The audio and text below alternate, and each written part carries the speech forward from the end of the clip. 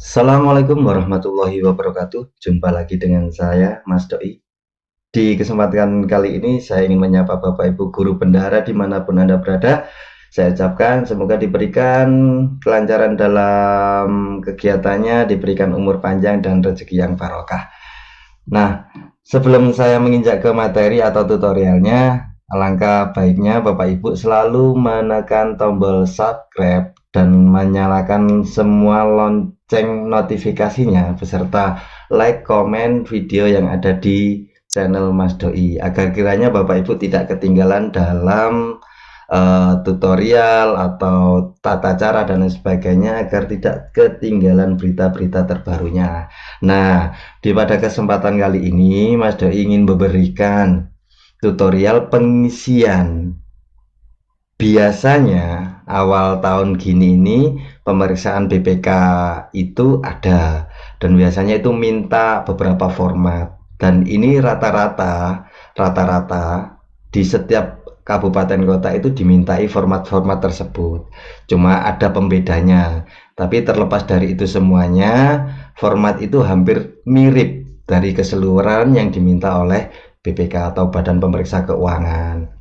Nah, di sini tadi Mas Doi ada atensi masuk terkait dengan surat ya yang ditujukan oleh Dinas Pendidikan untuk pengelolaan dana BOS, bahwasanya di pengelolaan dana BOS itu dimintai yang pertama isian penerimaan dan penggunaan dana BOS pusat tahun 2022. Ini salah ketik nih Bapak Ibu.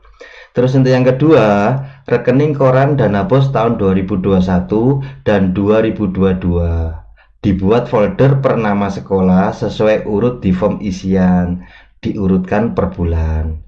Dan yang ketiga ada NPH BOS tahun 2023. Baik, di sini saya akan ulas dulu yang pertama terkait dengan isian penerimaan dan penggunaan dana BOS pusat tahun 2022. Baik Bapak Ibu, di sini saya akan menjelaskan terkait dengan formnya. Formnya itu terdiri dari 4 set Bapak Ibu ya. Ada 1A, ini rekap dinas SD, 1A rekap dinas SMP, form 1C rincian belanja SD, dan form 1C rincian belanja SMP. Nanti saya jelaskan di sini itu satu-satu aja. Ini satu, karena isinya sama Bapak Ibu, antara SD dan SMP ini sama. Nah, terkait dengan penjelasan yang pertama yaitu form 1C, yaitu rincian belanja SD. Di sini dibuat masing-masing sekolah ya. Ini sekolahnya diisi Bapak Ibu. Nah, untuk nama kegiatan ini diambilkan dari 12 kegiatan 8 standar ya. 12 kegiatan yang ada di 8 standar yang seperti apa? Nah, seperti ini Bapak Ibu ya. Format K7 atau format realisasi. Nah, ini diambilkan dari sini. Pembiayaan penerimaan peserta didik, pembiayaan pengembangan perpustakaan, pembiayaan kegiatan pembelajaran ekstra dan seterusnya sampai 12 pembiayaan untuk pembayaran honor. Nah, jadi di sini dimasukkan Bapak Ibu, ini contoh kan, nanti bisa dihapus saja contohnya, di delete gitu ya Bapak Ibu. Nah, untuk kegiatan pertama, kegiatan PSB atau penerimaan peserta didik baru, di situ Bapak Ibu membutuhkan apa saja. Contoh di K7A-nya sini, semisal PSB-nya di sini ada 6 juta nih, ya kan? 6.300.000. Nah, otomatis di sini 6.300.000 itu untuk biaya apa saja? Bisa ATK, konsumsi, cetak, dan lain sebagainya. Ini honor ini maaf ya, nggak ada nih. Jadi kayak apa saja sih kegiatan yang dibutuhkan di PSB itu. Jadi nanti total keseluruhannya ini senilai 6 juta ya. Ini selama 1 tahun ya Bapak Ibu ya. Ya, perlu diketahui ini selama 1 tahun. Nah, seterusnya di sini ada pengembangan perpustakaan. Nah, di situ biaya apa saja? Ada pemeliharaan meja dan sebagainya. Terus dilanjutkan nih kayak pembiayaan kegiatan pembelajaran dan ekstra dan seterusnya, ini dimasukkan di bawah form sini ya kan. Ini saya contohkan seterusnya gitu ya. Jadi nanti diisi sendiri Bapak Ibu. Nah, setelah itu di uraian pengeluaran ini untuk biaya-biaya kegiatannya, di sini untuk jenis belanjanya. Di jenis belanjanya Bapak Ibu ada ada beban pegawai, beban persediaan, beban jasa, beban pemeliharaan, beban perjalanan dinas, ada beban untuk perolehan aset tetap dan beban lainnya. Di sini saya jelaskan satu-satu ya Bapak Ibu. Untuk beban pegawai ini ya honor, ya, honor GTT PTT itu loh Bapak Ibu. Untuk beban persediaan di sini habis pakai kayak ATK, terus kayak kebersihan dan sebagainya.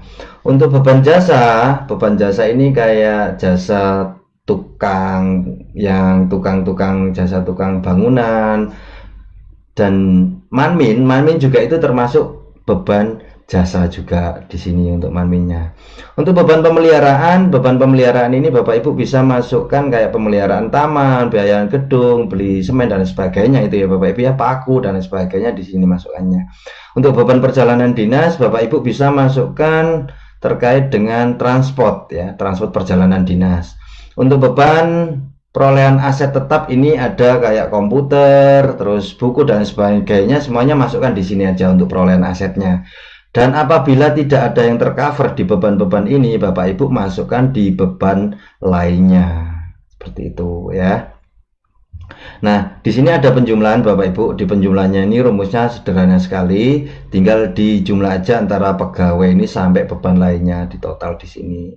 Nah, otomatis nanti kalau di sini Bapak Ibu di K7A-nya atau di realisasinya ini nilainya 6.303 sekian, maka di penjumlahan ini, di penjumlahan penggunaan dana bos sesuai laporan K7A ini, di sini juga nilainya harus 6 juta ya. Nah, ini rumusnya tinggal disum aja Bapak Ibu, dijumlah kegiatannya berdasarkan kegiatan yang ada di sini yang di 12 tanda tadi ini ya. Itu cara pengisiannya sederhana sekali, tinggal lihat di K7A dan di realisasi uraian pengeluarannya itu apa saja, Bapak Ibu tinggal memasukkan. Di situ ada kegiatan apa saja. Ingat Bapak Ibu, ini selama 1 tahun, bukan per tahap atau per semester, tapi per 1 tahun. Untuk SMP-nya sama Bapak Ibu, formnya juga sama. Jadi penjelasannya juga sama antara SD dan SMP. Untuk form 1C ini sama. Baik, setelah itu kita masuk ke form 1A rekap dinas. Nah,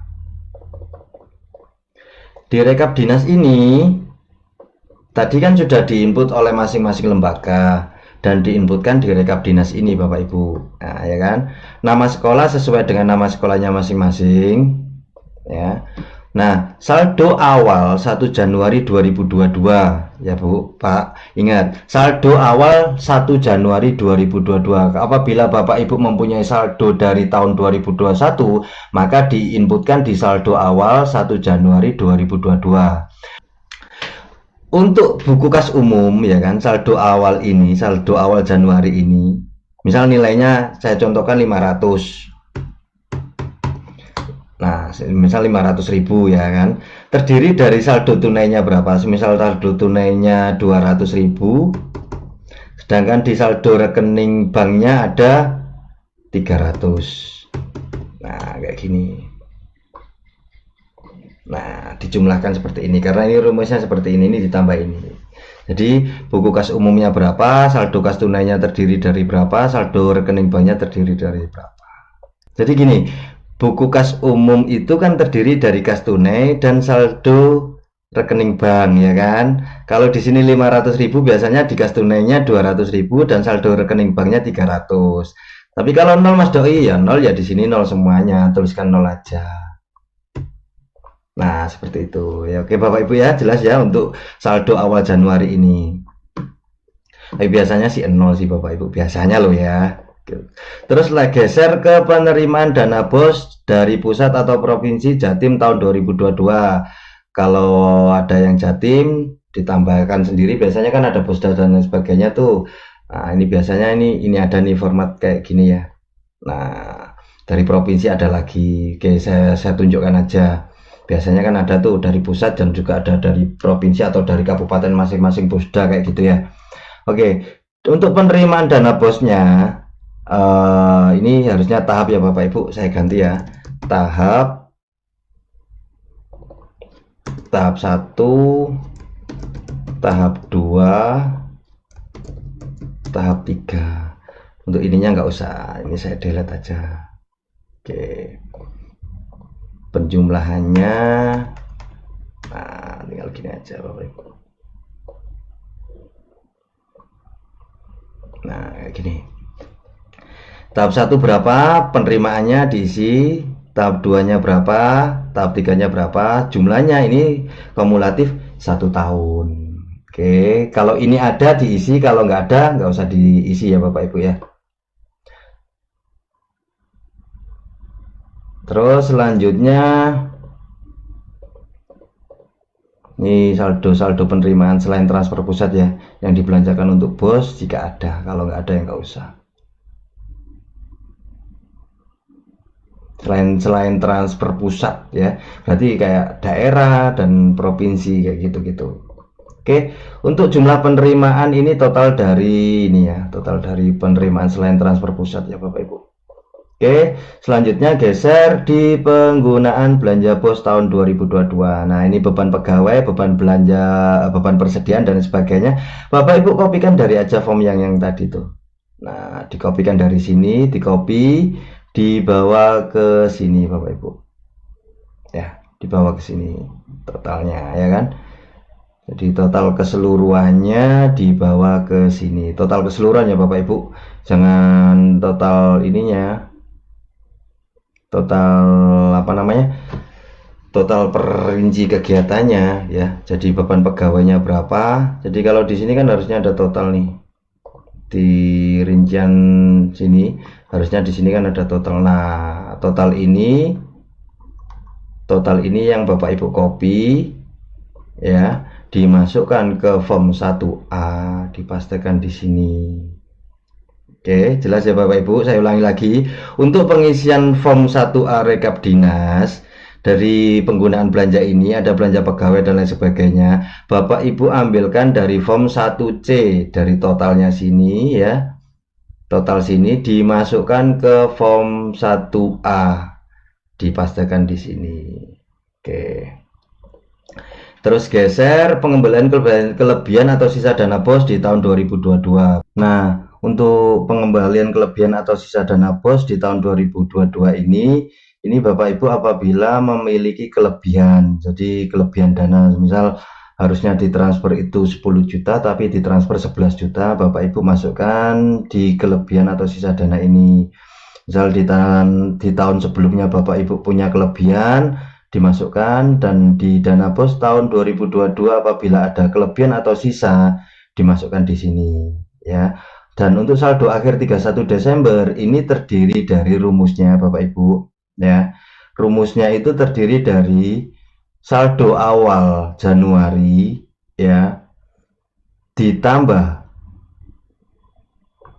ini N7 ya kan, jumlah penerimaan ya, ditambah jumlah penerimaan, ditambah lagi dikurangi penggunaan, dan dikurangi lagi oleh dana bos pengembalian kelebihan. Jadi nanti ini harus balance Bapak Ibu. Saldo akhir ini harus balance dengan saldo yang ada di BKU per akhir 31 Desember 2022.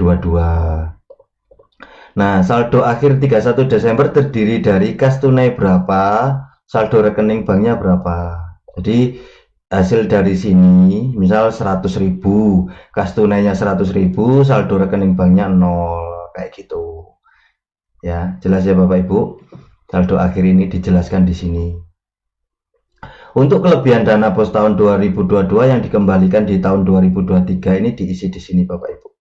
Misal kalau di tahun 2022 itu kemarin ada kelebihan dan dikembalikan di tahun 2023, Bapak Ibu masukkan di sini. Nah, kayak gitu. Nah, ini dan itu penjelasan terkait dengan pengisian form 1A rekap dinas. Untuk nama sekolah Bapak Ibu, nama sekolah ini disesuaikan urut form-form yang biasanya dibagikan oleh dinas pendidikan. Biasanya kan urut tuh biasanya per kecamatan, per lembaga dan sebagainya. Disesuaikan itu aja untuk urutan nama-nama sekolahnya ya. Seperti itu ya Bapak Ibu ya. Dan di sini bisa ditambah biar lebih mudah lagi, ditambah kecamatan. Nah, seperti ini. Bisa lagi ditambah ini biar mudah lagi, harusnya saya tambah lagi NPSN.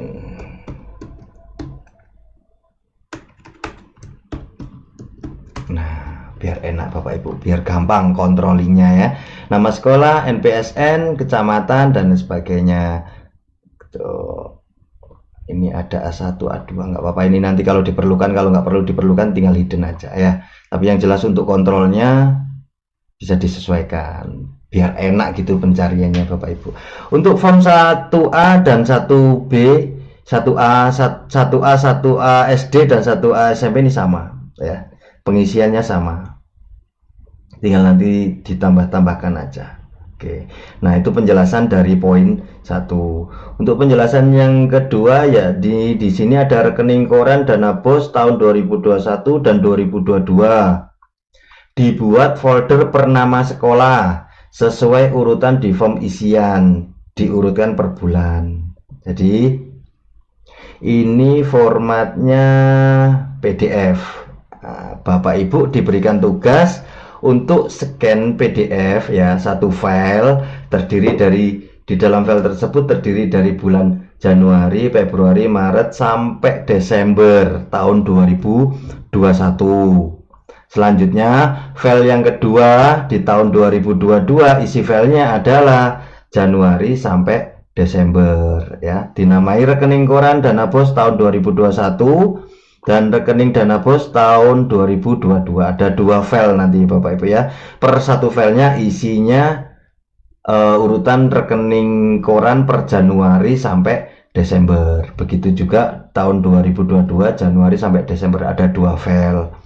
Dibuat folder per nama sekolah. Jadi nama sekolahnya ada folder ya, nama sekolah. Di dalam nama sekolah itu ada rekening koran tahun 2021, file rekening koran tahun 2021 dan tahun 2022. Nah, untuk urutannya sesuai urutan form isian, ya kan?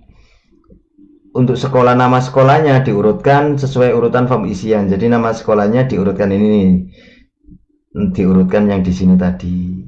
Jadi semisal kalau sekolah A B C D E gitu loh ya, foldernya ya A B, kalau di sininya A B C D, maka di foldernya juga harusnya A B C D sesuai urutan ya, dan diurutkan per bulan. Diurutkan per bulan itu tadi maksudnya di 2022 ada Januari sampai Desember. Untuk NPH Bos ini biasanya ada di Dinas Pendidikan. Jadi biarkan Dinas Pendidikan. Jadi Bapak Ibu tugasnya adalah mengisi yang pertama isian penerimaan dana bos ya, penggunaan dana bos pusat tahun 2022, mohon maaf ini keliru ya. Untuk rekening koran dana bos tahun 2021 dan 2022 ya, cukup ngisi itu aja sih ya kan. Nah, dari isian-isian ini apabila Bapak Ibu kurang jelas, Bapak Ibu bisa tinggalkan komentar di kolom komentar, tanya-tanyanya di situ, di poin apa gitu kan. Contohnya di poin apa, nanti misal nih untuk ini masuk apa, beban-beban apa gitu, bisa ditanyakan di kolom komentar biar kiranya nanti Bapak Ibu tidak salah input atau istilah salah masukkannya seperti itu ya kan. Baik Bapak Ibu, mungkin itu penjelasan dari saya dari terkait dengan permintaan-permintaan yang biasanya diminta oleh BPK. Biasanya Bapak Ibu ya, setiap daerah masing-masing biasanya itu diminta seperti ini. Nah, mungkin biasanya nanti formatnya agak geser dikit, agak geser, tapi intinya hampir rata-rata itu diminta kayak saldo per Desember, berapa penerimaannya, berapa pengeluarannya, dan saldo kemarin dan saldo akhir. Itu biasanya seperti itu ya. Mudah-mudahan tutorial ini dapat bermanfaat bagi Bapak Ibu guru semuanya, Bapak Ibu bendahara semuanya yang ada dimanapun. Kiranya kalau memang nanti bermanfaat bagi Bapak Ibu, tolong tinggalkan komentar, like, share, dan subscribe, dan bagikan ke seluruh teman-teman yang membutuhkan. Baik, itu penjelasan untuk tutorial kali ini. Kurang lebihnya saya akhiri. Assalamualaikum warahmatullahi wabarakatuh.